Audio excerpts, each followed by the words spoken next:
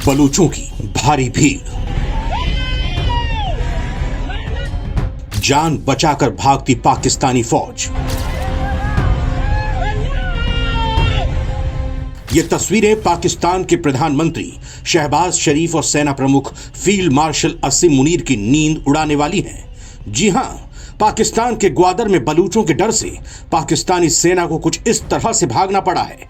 दरअसल ये सैनिक ग्वादर में विरोध प्रदर्शन करने बलूच लोगों को खदेड़ने के लिए तैनात हुए थे, लेकिन बलूचों के भारी विरोध और गुस्से को देखते हुए उन्हें मोर्चा छोड़कर भागने को मजबूर होना पड़ा। इस घटना का यह वीडियो सोशल मीडिया पर जमकर वायरल हो रहा है, जिसमें बलूचों की भारी भीड़ को आता देख पाकिस्तानी सैनिक ट्रकों में सवार होकर भागते नजर आ रहे हैं। इस वीडियो को विदेश में बैठे बलूच विद्रोहियों के नेता मीर यार बलूच ने शेयर किया है। आप खुद देखिए ये वीडियो।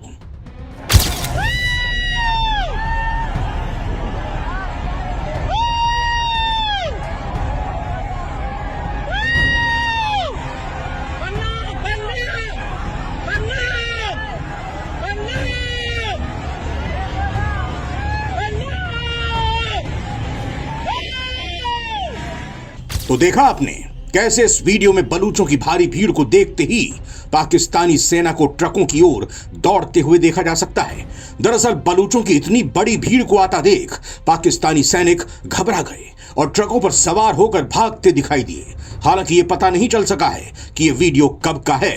हालांकि बलूचों के नेता मीर यार बलूच ने दावा किया है कि इसे बलूचिस्तान के ग्वादर में रिकॉर्ड किया गया है, जहां पाकिस्तानी सेना को बलूच प्रदर्शनकारियों के डर से पीछे हटना पड़ा।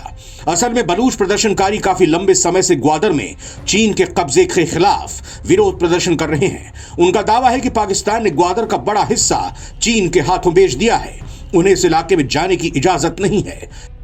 इतना ही नहीं, ग्वादर के बंदरगाह और समुद्र में उन्हें मछलियां पकड़ने तक से रोका जा रहा है। उनका यह दावा है कि चीनी ट्रेलर इस इलाके में बड़े पैमाने पर मछलियां पकड़ रहे हैं और उन्हें बाहर लेकर जा रहे हैं। दरअसल पाकिस्तान के बलूचिस्तान में स्थित ग्वादर चीन पाकिस्तान आर्थिक गलियारा का एक अहम हिस्सा है। चीन यहां पर एक बड़ा बंदरगाह विकसित कर रहा है। यहां से वो माल को सड़क मार्ग के जरिए चीन के शिनजियांग पहुंचाएगा। ग्वादर में चीन ने एक छोटा नौसैनिक अड्डा स्थापित करने की तैयारी भी कर ली है, जिसका बलूच विद्रोही लगातार विरोध कर रहे हैं और उन्होंने इस्लामाबाद की नींद उड़ा रखी है।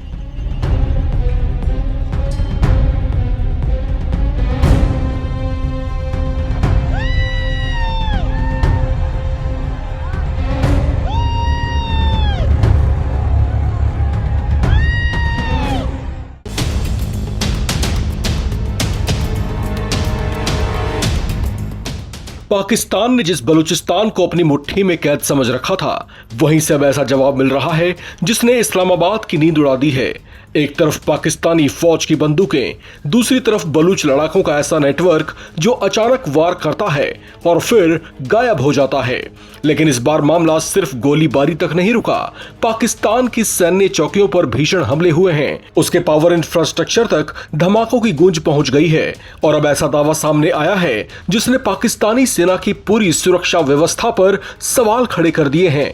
सोचिए, जिस इलाके में पाकिस्तान ने हजारों सैनिक तैनात कर रखे हैं, उसी इलाके में उसके मिलिट्री बेस तक हमले शुरू हो चुके हैं। बलूचिस्तान की बीएलए या बलूच लिबरेशन आर्मी ने असीम मुनीर की सेना के होश उड़ा दिए हैं। लेकिन बलूच लड़ाकों को इतनी सटीक जानकारी कहां से मिल रही है? क्या पाक सेना बलूचिस्तान में अपने ही इलाके में घिरती जा रही है? क्या बीएलए सेना के अलावा उसके इंफ्रास्ट्रक्चर भी टारगेट कर रही है?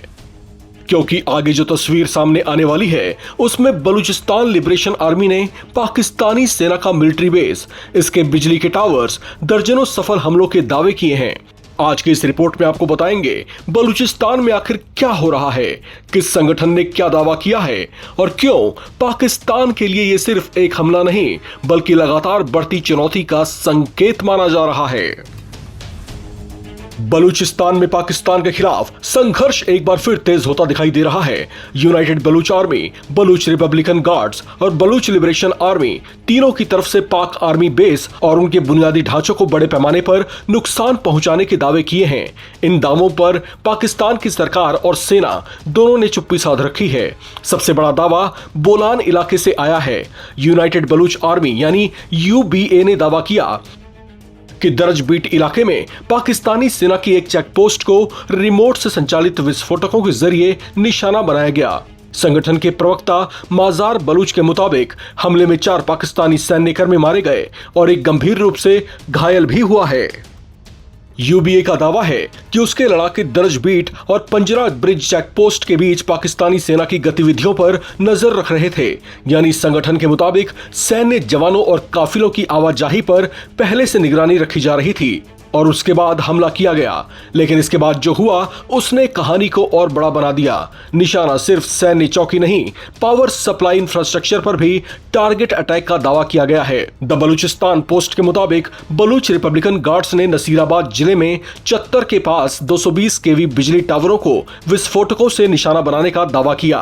संगठन के प्रवक्ता के मुताबिक इन धमाकों में दोनों टावरों को भारी नुकसान पहुंचा है। बलूचिस्तान में सक्रिय पाकिस्तानी विरोधी सशस्त्र संगठनों ने अपने ऑपरेशन तेज कर दिए हैं। बीएलए ने इसी सप्ताह बलूचिस्तान में पाकिस्तानी सेना को निशाना बनाकर किए गए 38 हमलों की जिम्मेदारी ली है। संगठन के मुताबिक इन हमलों में 32 सैन्यकर्मी और उनके मददगार मारे गए, जबकि कई घायल भी हुए हैं। हालांकि आपको बताते चलें कि दावे और आंकड़े बीएलए के अपने ही दावों पर आधारित हैं, क्योंकि इन पर पाकिस्तानी प्रशासन की ओर से खामोशी लगातार बनी हुई है। चर्चाओं के मुताबिक पाकिस्तान बीएलए के हमलों पर बयान देकर उसे राष्ट्रीय चर्चाओं में लाने से बच रहा है। पाकिस्तान की सरकार बीएलए और दूसरे बलूच सशस्त्र संगठनों को उग्रवादी और अलगाववादी संगठन मानती है। दूसरी तरफ बलूच संगठन पाकिस्तान पर राजनीतिक दमन का आरोप लगाते हैं और बलूचिस्तान की आजादी की मांग करते रहे हैं। यही वजह है कि ये संकट पाकिस्तान के लिए सिर्फ एक सुरक्षा अभियान का सवाल नहीं है, ये उसके लिए राजनीतिक, सैन्य और आर्थिक तीनों मोर्चों पर चुनौती बन चुका है। और अब सबसे बड़ा सवाल, अगर ऐसे हमलों के दावे लगातार सामने आते रहे तो क्या पाकिस्तान की भारी सैन्य मौजूदगी भी बलूचिस्तान में स्थायी शांति ला पाएगी? क्योंकि बंदूक से किसी इलाके को कुछ समय के लिए शांत कराया जा सकता है, लेकिन लंबे विद्रोह को खत्म करने के लिए सिर्फ ताकत नहीं, समाधान भी चाहिए। बलूचिस्तान में अगला वार कहां होगा ये कोई नहीं जानता, लेकिन इतना साफ है कि इस संघर्ष की आग अभी बुझी नहीं है। अब चलते चलते कुछ सवाल नवभारत टाइम्स के आप तमाम दर्शकों से। आपको क्या लगता है, क्या बलूचिस्तान वाकई पाकिस्तान से अलग हो जाएगा या असीम मुनीर की आर्मी बलूचिस्तान पर वापस नियंत्रण हासिल कर पाएगी? कमेंट करके अपनी राय जरूर बताएं। चैनल को सब्सक्राइब करें ताकि आप ना रहे किसी खबर से बेखबर। देखते रहें नवभारत टाइम।